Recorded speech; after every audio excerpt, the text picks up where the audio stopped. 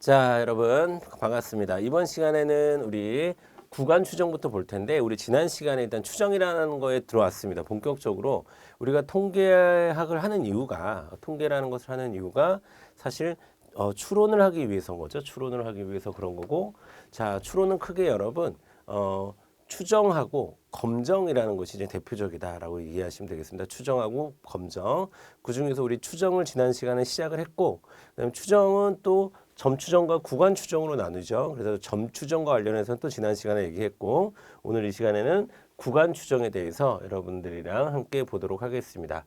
어떻게 보면 우리가 통계학의 본질에 지금 서서히 접근하고 있다라고 볼 수가 있습니다. 통계학이라고 하는 학문은 어떤 완벽성을 추구하는 학문은 아니에요. 그렇죠? 어떤 가능성에 대한 이야기를 하는 겁니다.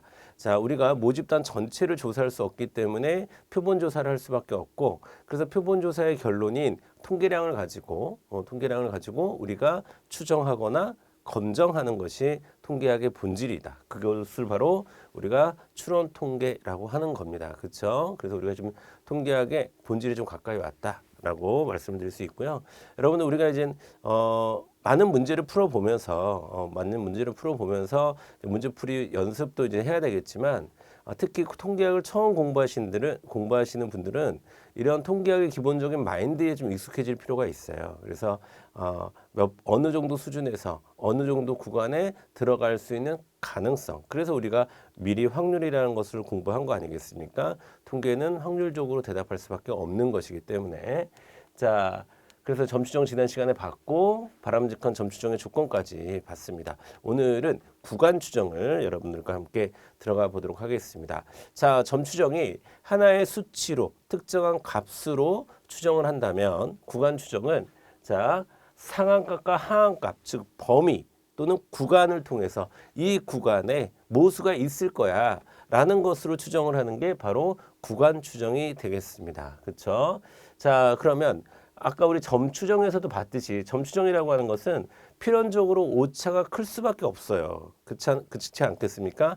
특정한 값으로 이야기를 하는 거기 때문에 그 특정한 수치나 값이 아닐 경우도 굉장히 많잖아요. 그런데 그런 것을 이제 구간 추정을 하면 조금 더 줄일 수 있는 거죠. 줄일 수 있는 겁니다. 오차 발생의 가능성을 좀 더 줄이기 위해서 구간 추정을 하는 겁니다. 그러면 우리가 추정이라는 것을 할 때 점 추정을 많이 할까요? 구간 추정을 많이 할까요? 그렇죠? 구간 추정을 훨씬 더 많이 하게 됩니다. 구간 추정을 훨씬 더 많이 하게 되고 자, 구간 추정을 우리가 공부하기 위해서는 몇 가지 기본적인 개념을 챙기고 가야 됩니다. 첫 번째가 신뢰 수준이라고 하는 겁니다. 신뢰 수준. 신뢰 수준이라는 거 하는 것은 자, 추정값이 존재하는 구간에 모수가 포함될 것이라고 하는 확률이 어느 정도인지 미리 말하고 시작해야 돼요. 그러니까 즉 우리가 신뢰 수준이라고 얘기하기도 하고 신뢰도라고 얘기하기도 합니다. 신뢰도.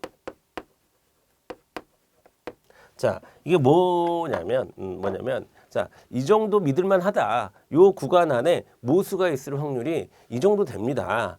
라는 신뢰 수준을 먼저 이야기하고 확률로 먼저 이야기하고 그 다음에 구간을 이야기하게 되는 겁니다. 그래서 신뢰 수준 잘 알아두셔야 되고 우리 이제 구간을 설정하는 데 있어서 굉장히 중요한 변수가 되기 때문에 꼭 알아두셔야 됩니다.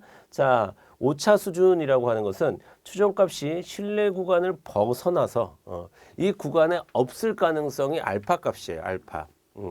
그래서 우리가 오차라고 얘기하는 거예요. 알파. 자, 그러면 자, 구간에 일정한 상한값과 하한값으로 구성된 그 구간 안에 들어갈 확률을 우리가 이 구간 안에 있을 확률을 신뢰 수준이라고 얘기하는 거고 이 구간을 벗어날 확률을 우리가 오차 수준 알파라고 얘기하는 거예요. 그럼 신뢰 수준은 1-알파로 구할 수 있겠죠. 그래서 신뢰 수준의 개념과 오차 수준의 개념을 여러분들이 알아두셔야 됩니다. 자,